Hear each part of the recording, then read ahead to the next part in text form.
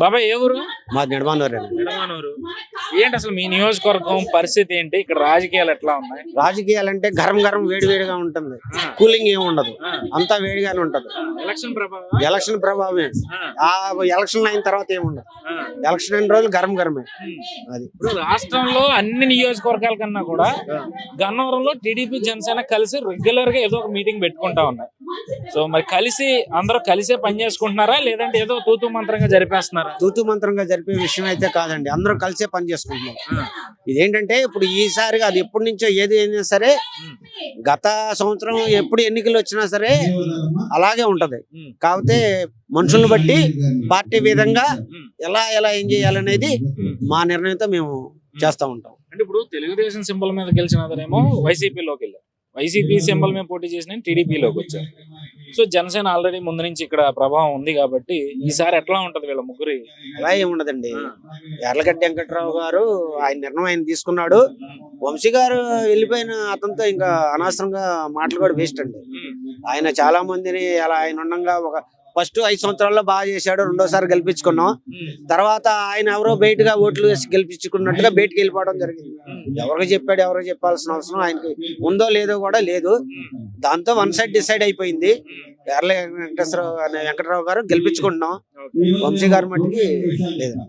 So మరి రాష్ట్ర రాజకీయాల మీద మీ అభిప్రాయం? రాష్ట్ర అభిమానం ఏముందండి, టీడీపీ ప్రభుత్వం చంద్రబాబు నాయుడు గారు ముఖ్యమంత్రిగా ఆయన చేస్తున్నారు, ఫామ్ చేస్తున్నాడు గవర్నమెంట్.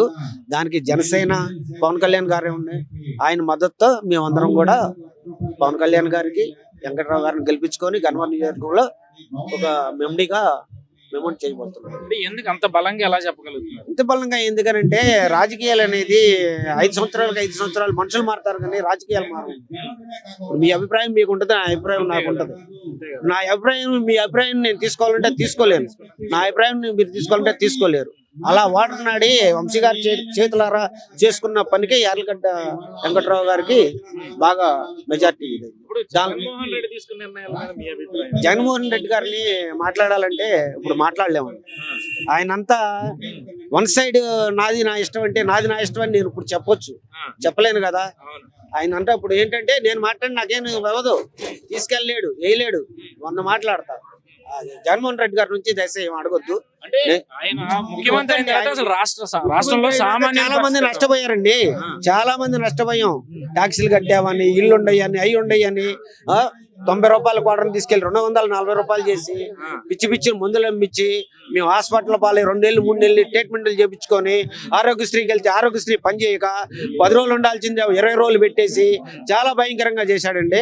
ఇక ఆయన గురించి మాట్లాడుతూ అనవసరం అండి. గవర్నమెంట్ పోయే ప్రభుత్వాన్ని గురించి మాట్లాడకూడదు, వచ్చే ప్రభుత్వాన్ని మాట్లాడుకుంటే ఉపయోగకరంగా ఉంటది, 10 మందికి ఉపయోగపడుద్ది.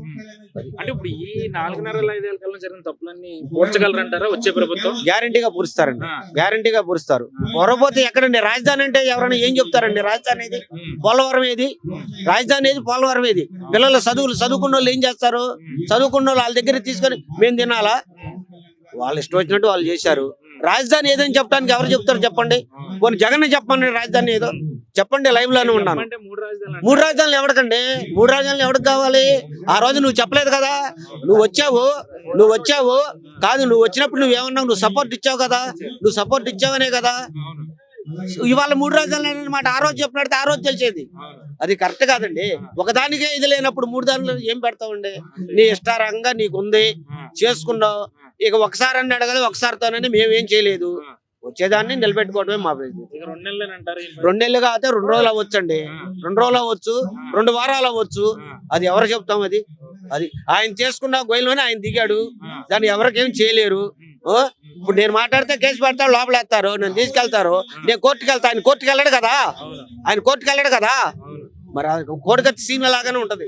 వ్యవహారాలన్నీ కూడా అట్లాగే ఉంటాయి. వాడి పరిస్థితి అన్నయ్యే కదండి. ఇప్పుడు నేను మాట్లాడితే నన్ను కూడా తీసుకెళ్ళొచ్చు, నన్ను తీసుకెళ్ళి ఏం చేసుకున్నాడు చేసుకోమనండి. 90 రూపాయల మంది 240 చేశాడు కదా, మరి 4 సంవత్సరాలు లెక్క ఎన్ని కోట్లు వచ్చిందో. ఏం చేసేది ఏముందండి, అది ఎలా వెళ్ళే వాళ్ళకి అలా వెళ్ళిపోతుంది. అది దాని గురించి వద్దులండి. ఇక ఇంకేమైనా ఉంటే రాజకీయ గురించి గవర్నమెంట్ జనసేన చంద్రబాబు నాయుడు గారు పొత్తుతో గన్నవరం నియోజకవర్గంలో యార్లగడ్డ వెంకట్రావు గారిని ఫుల్ మెజారిటీతో మెజార్టీ 60,000 70,000 అని నేను చెప్పను, 1,00,000 లోపల గెలిపించుకుంటున్నాం.